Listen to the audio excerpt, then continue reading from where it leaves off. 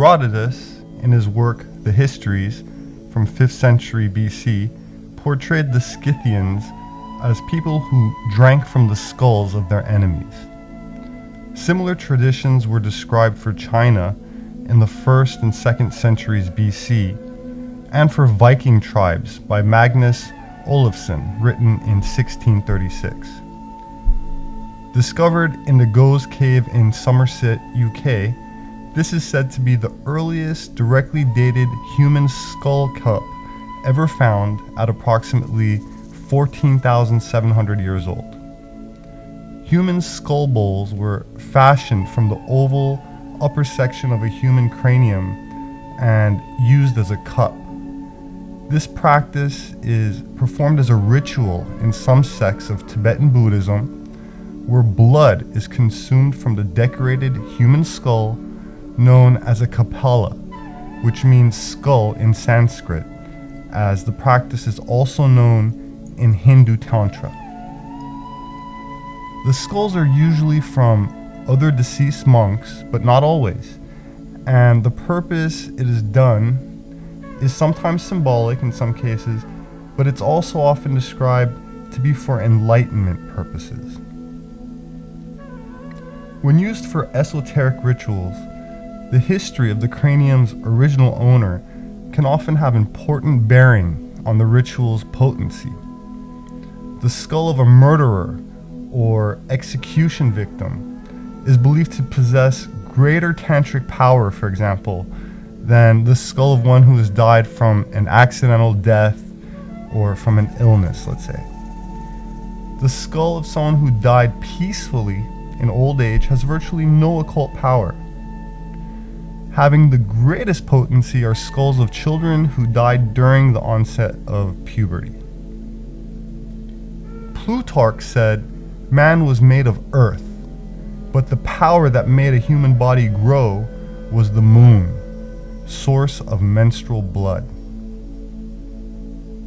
The lives of the very gods were dependent on the miraculous power of menstrual blood.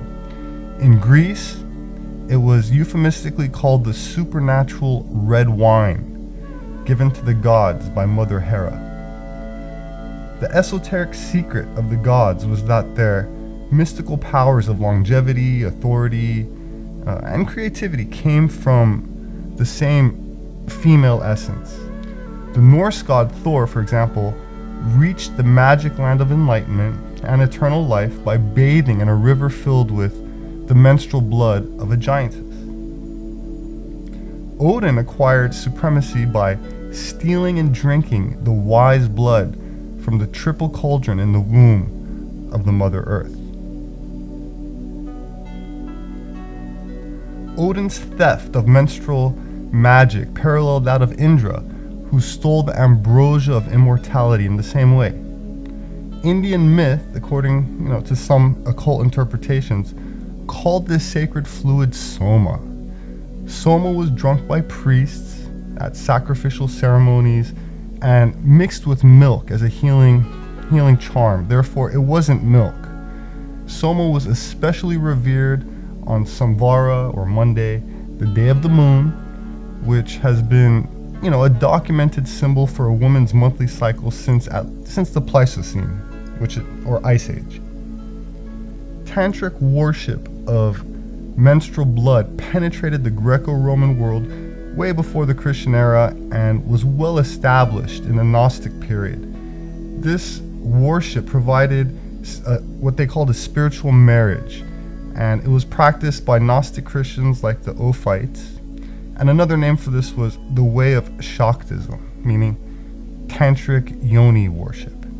Shaktism was declared a heresy before the 7th century AD, and subsequently the spiritual marriage, or love feast as it was also called, disappeared, and women were completely forbidden direct participation in Christian worship, and the menstrual mysteries basically went underground. Egyptian pharaohs became divine by ingesting the blood of Isis, a soma-like ambrosia called Sa. Its hieroglyphic sign was the same as the sign of the vulva, a yonic loop, and to many secret societies that go all the way back to ancient Egypt, the Holy Grail in its true original essence is the womb. It's still specified in the left-hand rite of Tantra that the priestess impersonating the goddess must be menstruating. In India, where menstrual blood is known as the Kula flower or Kula nectar, when a girl first menstruates, she's said to have borne the flower. In Chinese religion of Tao, the Way, they taught tantric doctrines, which later were supplanted by patriarchal philosophies. But the Taoists said a man could gain mystical insight, creativity, and wisdom, and in some cases become immortal, or at least very long-lived, by absorbing menstrual blood, called red yin juice, from a woman's mysterious gateway, otherwise known as the Grotto of the White Tiger, a symbol of life-giving female energy. So Chinese sagas call this red juice the essence of Mother Earth, the yin principle that gives life to all things, and they even claim that the Yellow Emperor became a god by absorbing the yin juice of 1,200 women.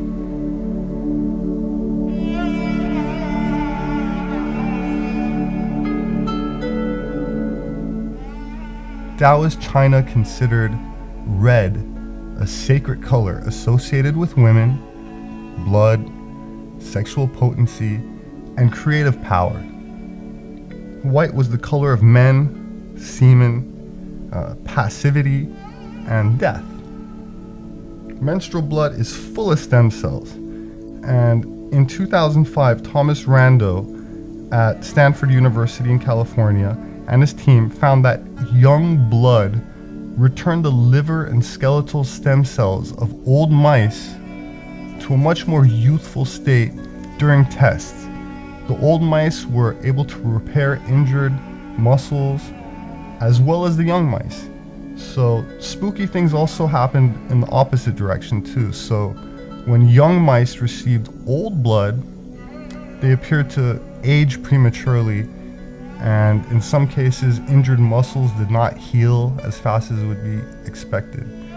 So we even see cases such as billionaire PayPal founder Peter Thiel, who believes transfusions of blood from young people can reverse his own aging process, and he allegedly pays $40,000 a quarter for blood transfusions from an 18-year-old by a California company called Ambrosia.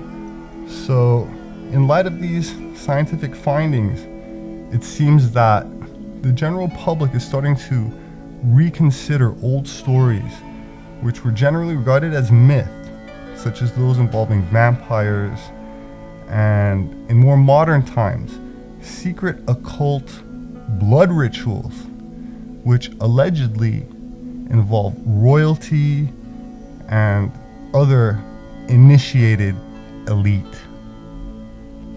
My name is Robert Sepper.